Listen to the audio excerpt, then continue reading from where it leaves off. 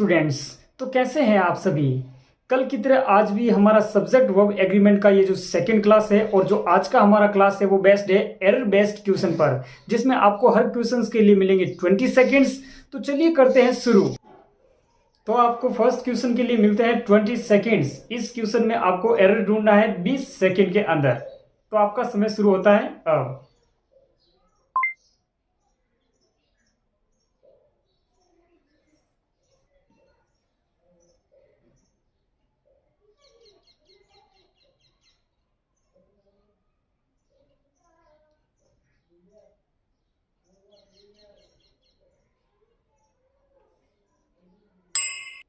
तो चलिए देखते हैं इस क्वेश्चन को। आपके सामने पहला क्वेश्चन था, if my mother approve I will go to Mumbai, और पांचवे में दिया है नो एरर। तो इसके अंदर, इसी क्वेश्चन के अंदर आपको सबसे पहले देखना है कि इसके कौन से पार्ट में एरर है। बिल्कुल फर्स्ट पार्ट से लगाकर first, second, third, fourth and fifth, इन सभी को एक साथ में धीरे धीरे पढ़ते हुए एक एक जो पार्ट दिया गया है उसके ऊपर फोकस करना है और हमें पता करना है कि एरर कहां पे है। जब हम एक बार इसको पूरा पढ़ते हैं तो हमारे सामने ये बात आती है कि ये जो कंप्लीट सेंटेंस लिखा हुआ है इसके अंदर 2 क्लॉजेस है, जिसके अंदर एक है हमारा इफ क्लॉज और दूसरा है मेन क्लॉज। अब बेसिकली क्लॉजेस के अंदर हमने पढ़ी है 3 कंडीशन, जिसमें फर्स्ट कंडीशन के अंदर एक तरफ इफ क्लॉज होता है, दूसरी तरफ मेन क्लॉज होता है। तो इफ क्लॉज के अंदर प्रेजेंट इंडेफिनिट टेंस होने के कारण सेकंड क्लॉज में फ्यूचर टेंस होता है, जो कि इसके अंदर है, इसमें कोई दिक्कत नहीं है। लेकिन इफ क्लॉज के अंदर जो सब्जेक्ट दिया गया है माई मदर, वो हमारा थर्ड पर्सन सिंगुलर है। तो प्रेजेंट इंडेफिनिट के अंदर जो थर्ड पर्सन सिंगुलर जो सब्जेक्ट के रूप में होता है, उसके साथ में जो वर्ब होती है हम उसके साथ में जरूरत के मुताबिक एस, ईएस और आईईएस लगाते हैं। लेकिन यहाँ पे जो अप्रूव है वो अपने आप में V1 है। अब यहाँ पे हमारा जो सब्जेक्ट है वो my mother third person singular है, तो सिंगुलर के साथ में जो वर्ब आएगी उसके साथ में हम ऐड कर देंगे एस। तो पार्ट नंबर सेकंड के अंदर हमें एक एरर मिला है, तो अप्रूव के पीछे एस लगाने से ये हमारा सेंटेंस है जो करेक्ट हो जाएगा। तो इसके अंदर जो एरर है वो है पार्ट सेकंड में। अब बारी है क्वेश्चन नंबर सेकंड की। ये है आपके सामने और आपको मिलते हैं 20 second.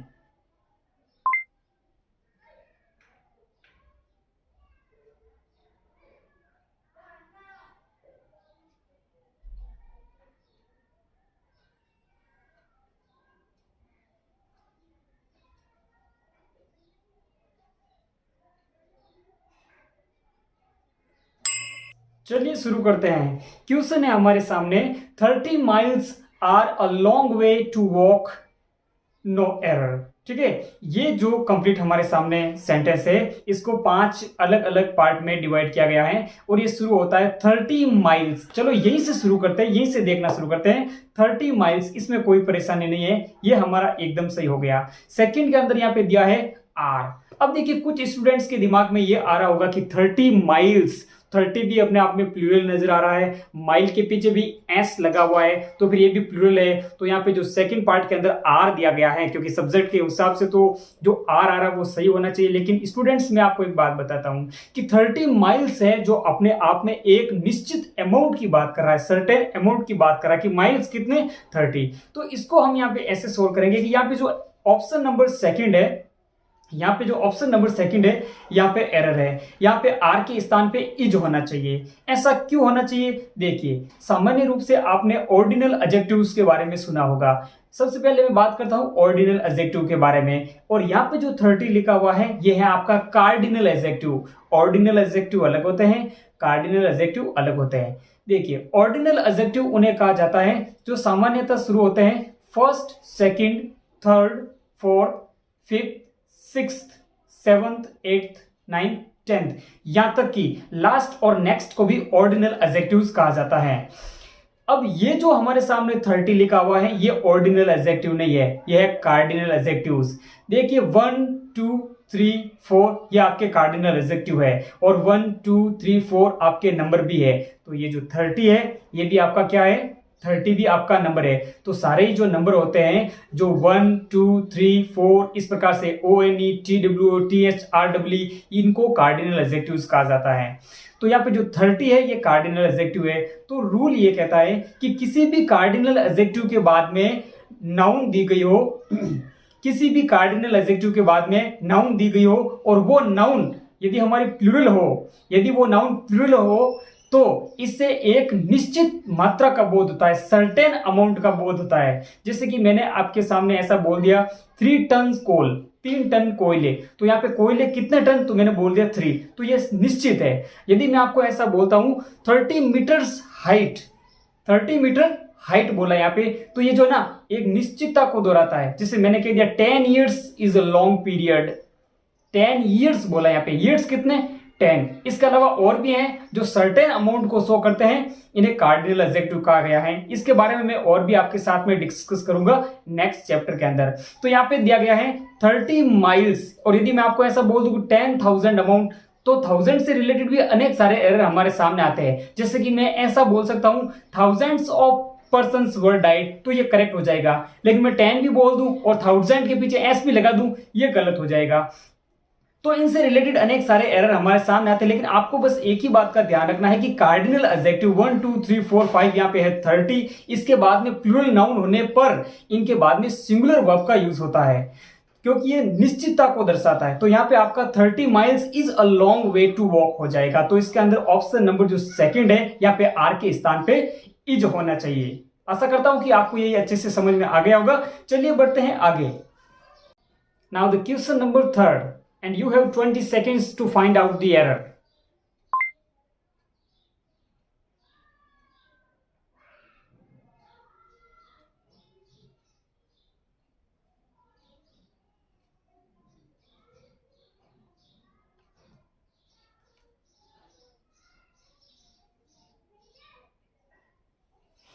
Time is over. The question is, neither my wife nor my brother-in-law were able to help me in my work. तो इस क्वेश्चन में आप क्या करें, शुरुआत से चलिए हम इसको पढ़ते हैं। इसमें दिया गया है neither my wife nor my brother-in-law। तो ये जो सेंटेंस यहां तक मैंने पढ़ा, ये आपका कनेक्टेड है neither nor। अब सामान्यतः ऐसा होता है कि दो सब्जेक्ट, ध्यान से सुनिए इस रूल को, दो subject neither nor, either or, but also say जुड़े हुए हो, तो neither nor, either or, but also say जुड़े हुए हो, तो नॉर और बट ऑल्सो के बाद में आने वाले सब्जेक्ट के नंबर और पर्सन के मुताबिक वर्ब का प्रयोग होता है। तो यहाँ पे जो हमारा क्वेश्चन है वो दिया गया है कि neither my wife nor my brother, brother in law जो दिया गया है ये है जो आपका सिंगुलर हो गया। तो सामान्यतः रूल ये है कि दो सब्जेक्ट जब नाइदर नॉर, आइदर और, बट ऑल्सो से जुड़े हुए हो, not only but also say जुड़े हुए हो, तो नॉर और बट ऑल्सो के बाद में आने वाले सब्जेक्ट के नंबर और पर्सन के मुताबिक वर्ब का प्रयोग होता है। तो यहाँ पे देखिए नॉर के बाद में आया हुआ है माई ब्रदर इन लॉ, ये अपने आप में सिंगुलर है। और पार्ट नंबर 3 में यहाँ पे दिया है इसने वर के स्थान पे यहाँ पे क्या हो जाएगा, यहाँ पे वर के स्थान पे यहाँ पे होना चाहिए वॉस, तो हमें एरर मिल गया पार्ट नंबर 3 में। ठीक है, तो इस रूल को आपको ध्यान में रखना है कि यदि दो सब्जेक्ट आइदर और, neither nor, not only but also say जुड़े हुए हो, तो नॉर और बट आल्सो के बाद में आए हुए सब्जेक्ट के नंबर और पर्सन के मुताबिक वर्ब का प्रयोग होता है। ठीक है, तो इसके अंदर जो ऑप्शन नंबर 3 है इसमें एरर हो जाएगा, तो इसमें हो जाएगा 3 नंबर। चलिए बढ़ते हैं आगे। So now you have the question number 4 and you have 20 seconds to solve it.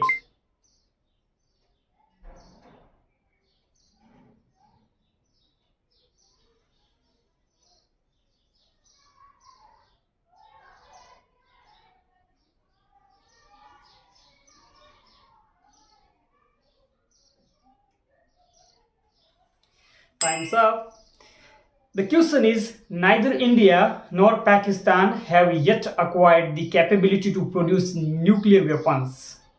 So the question is same. This is just like the question number 3. अभी जो तीसरा क्वेश्चन हमने किया था वही रूल क्वेश्चन नंबर 4 में भी लागू हो रहा है, और ये भी शुरू हो रहा है नीदर से। नाइदर इंडिया नॉर पाकिस्तान, तो अभी हमने इस रूल के बारे में पढ़ा है कि नाइदर नॉर से जुड़ने वाले दो सब्जेक्ट में नॉर के बाद में जो हमारा सब्जेक्ट होगा उसके नंबर और पर्सन के मुताबिक ही हेल्पिंग वर्ब का प्रयोग होगा। तो यहाँ पे देखिए पाकिस्तान अपने आप में सिंगुलर है, और पार्ट नंबर 2 में दिया गया है हैव, लेकिन फिर भी ऐसी गलती नहीं करें। एक बार पूरा हम इसको पढ़ लेते हैं। Neither India nor Pakistan have yet acquired the capability to produce nuclear. यहाँ पे कोई स्पेलिंग एरर भी नहीं है और भी कोई एक्स्ट्रा एरर इसके नहीं है। जब मैं इसको पढ़ता हूं तो मुझे पता चलता है कि नाइदर इंडिया नॉर पाकिस्तान, यहां तक तो ये पूरा सही हुआ। इसके बाद में जस्ट पाकिस्तान के बाद में यहाँ पे हैज होना चाहिए, हैव के स्थान पे हैज होना चाहिए, तब ये करेक्ट हो जाएगा। तो यहाँ पे सेकंड पार्ट में गलती हुई है, ठीक है। तो इस प्रकार से आपने इसका आंसर नोट कर लिया है, ठीक है। आप कमेंट सेक्शन में जाकर अपना स्कोर शेयर करते रहे। चलिए बढ़ते हैं आगे क्वेश्चन नंबर 5 और आपको मिलते हैं 20 seconds.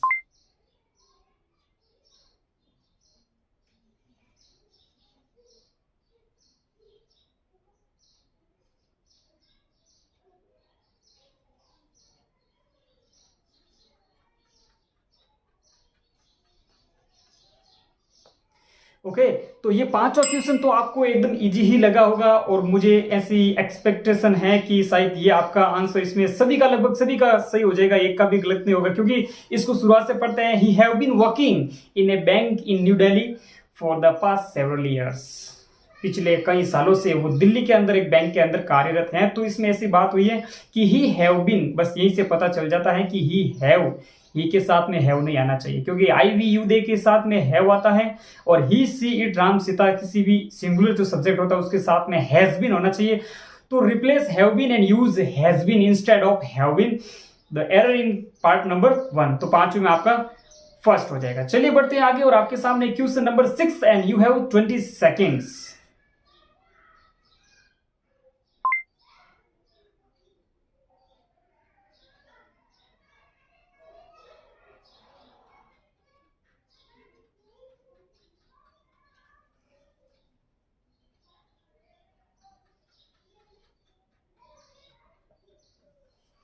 Okay, so time is over now and let's see the question number 6.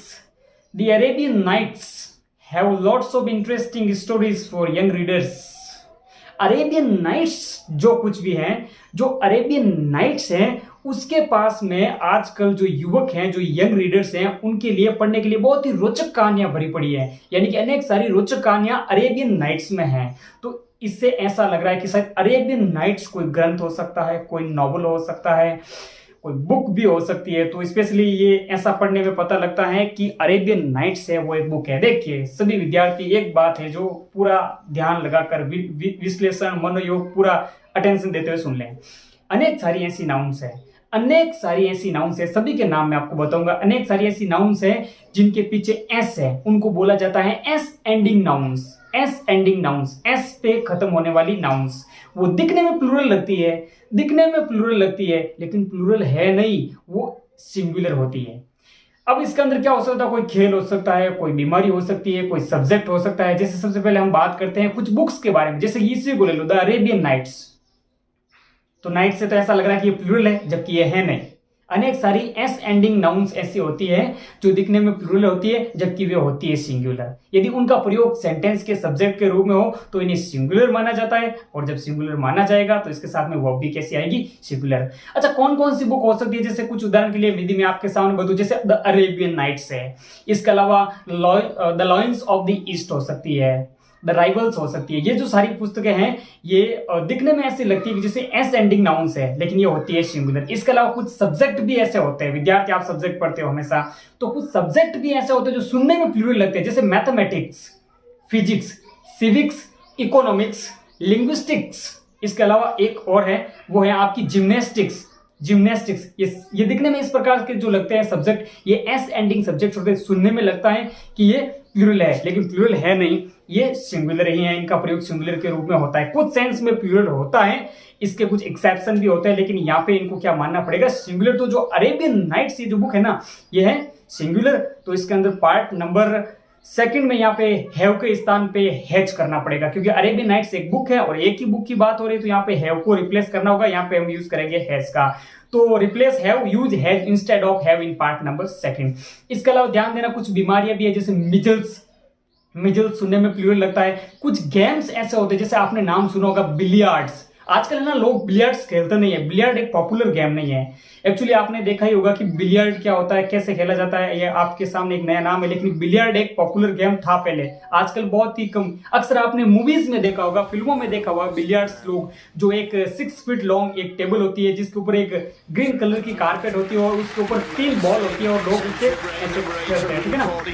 Actually, आपको स्क्रीन पे शो हो रहा होगा कि बिलियर्ड्स किसको कहते हैं, ये मैंने आपकी सुविधा के लिए, आपकी डाउट के लिए कि बिलियर्ड्स होता क्या मैंने आपको बताया। इसके अलावा एक और गेम है जिसका नाम है darts. Okay, so you have question number 7 and I give you 20 seconds to find out your error.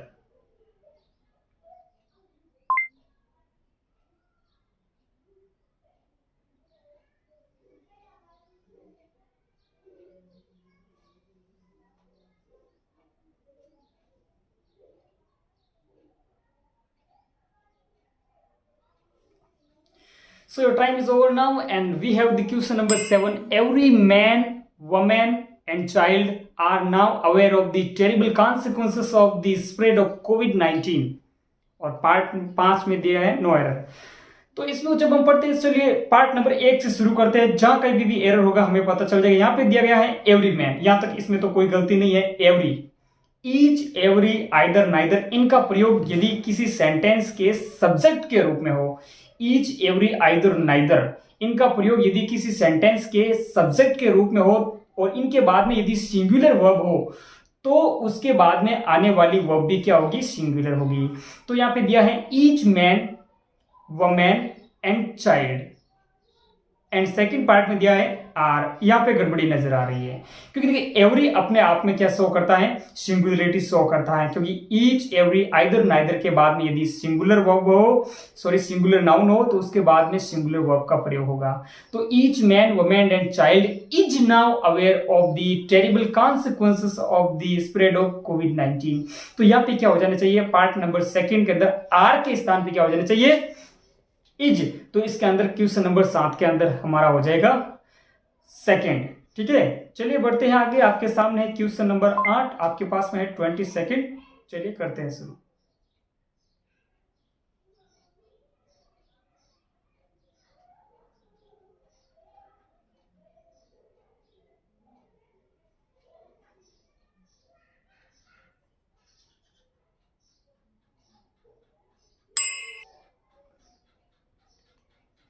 So your time is over now और आपके सामने ये क्वेश्चन था नाइदर ही नॉर हिज फ्रेंड्स। तो अभी हमने 2 क्वेश्चन किए थे, अभी तीसरा और चौथा, उसमें भी कुछ ऐसा ही था कि neither, either, not only but also say related मैंने आपको एक रूल बताया था, शायद वो भी इसमें हो सकता है। एक बार सेंटेंस को पूरा पढ़ते हैं, neither he nor his father is interested in joining the group, ठीक है। तो इसके अंदर बिल्कुल वैसा ही है, फर्स्ट पार्ट में दिया है नाइदर ही, यहां तक तो एकदम सही है। आप एरर का कोई भी आपके सामने क्वेश्चन हो तो आराम से आप पार्ट नंबर 1 से धीरे धीरे अच्छे से उसको सॉल्व करते जाए, एरर आपको अपने आप पता चल जाएगा। नाइदर ही नॉर हिज फादर, यहां तक तो कोई गलती नहीं है।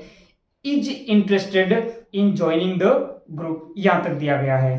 तो ये था हमारा रूल कि नाइदर नॉर, 2 सब्जेक्ट है, मान लो कोई भी 2 सब्जेक्ट हैं और वे 2 सब्जेक्ट यदि नाइदर नॉर, आइदर और, not only but also, like conjunction से जुड़े हुए होते हैं तो इनमें नॉर और बट आल्सो के बाद में आने वाले जो सब्जेक्ट होता है उसके नंबर और पर्सन के मुताबिक वर्ब का प्रयोग होता है।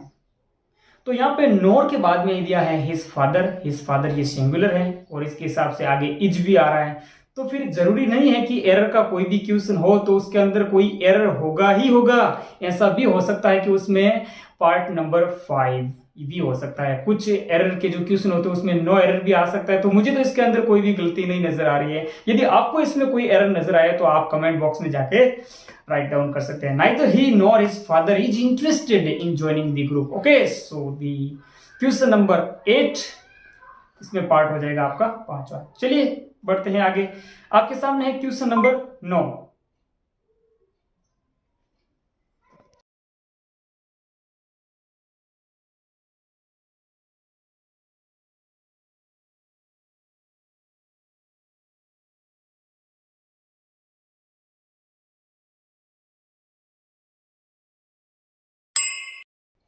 Time is over and the question is, the director along with the staff members were present for the greatest occasion. The director, यहीं से शुरू करते हैं. The director, along with the staff members. और पार्ट थर्ड में इसने दिया है वर प्रेजेंट फॉर. तो एक्चुअली स्टूडेंट्स सभी ये जानते हैं कि जब सब्जेक्ट वर्ब एग्रीमेंट का ये जो चल रहा है हमारा चैप्टर, ये जो क्लास चल रही है, तो नॉर्मली हम क्या करते हैं इसके अंदर, तो ये आपके लिए इजी है कि हम सबसे ज्यादा वर्ब पे फोकस करते हैं, क्योंकि सब्जेक्ट वर्ब एग्रीमेंट से रिलेटेड एरर्स चल रहे हैं, तो फिक्स है कि इसमें ऐसा ही रहता है कि हम डायरेक्ट वर्ब पे फोकस करें. लेकिन जब मैं आपके सामने एक मिक्स क्विज लेके आऊंगा, mix error of all topics, तो उसके अंदर आपको हर एक पार्ट पे फोकस करना होगा. ठीक है, फिलहाल के लिए सब्जेक्ट वर्ब एग्रीमेंट है ये जो टॉपिक हमारा, इसी पे बेस्ड जो यहाँ पे एरर से जो रिलेटेड क्वेश्चन आ रहे हैं इसी के ऊपर फोकस करते हैं. तो इसके रूल भी आपके सामने है. जब मैं इसको पढ़ता हूं तो यहाँ पे दिया the director along with the staff members. देखिए एक रूल है सब्जेक्ट वर्ब एग्रीमेंट का.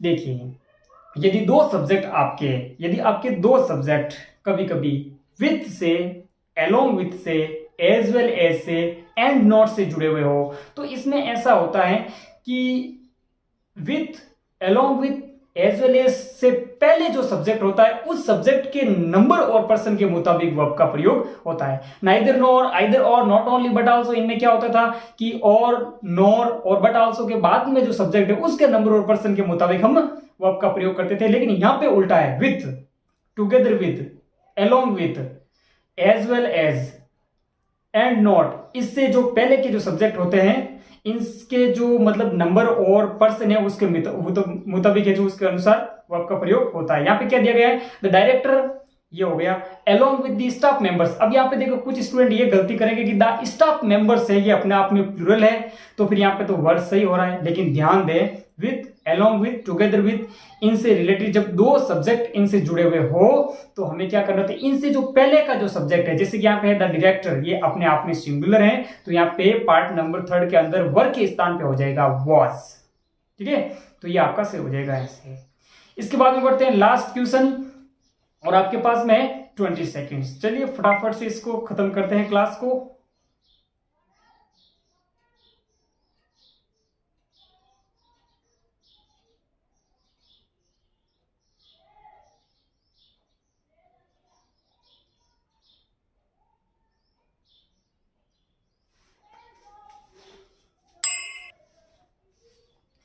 ठीक है, टाइम ओवर होता है यहाँ पे, और आपके सामने क्वेश्चन है, my sister in law with her husband was, hold on for a second, this letter is not visible to me. My sister-in-law with her husband now in Mumbai were present at the party. तो ये वही rule है जो अभी मैंने error number 9 यानी कि जो क्वेश्चन नंबर 9 था उसमें मैंने रिपीट किया था, वो भी यहाँ पे रिपीट हो रहा है वापस again, just one more time. और यहाँ पे है my sister in law with her husband. तो ये पे अभी मैंने आपको बताया था कि with, along with, as well as से पहले का सब्जेक्ट हमें देखना होता है, तो यहाँ पे है सिस्टर इन लॉ. ठीक है, तो इसके अकॉर्डिंग ही वर्ब का प्रयोग होगा.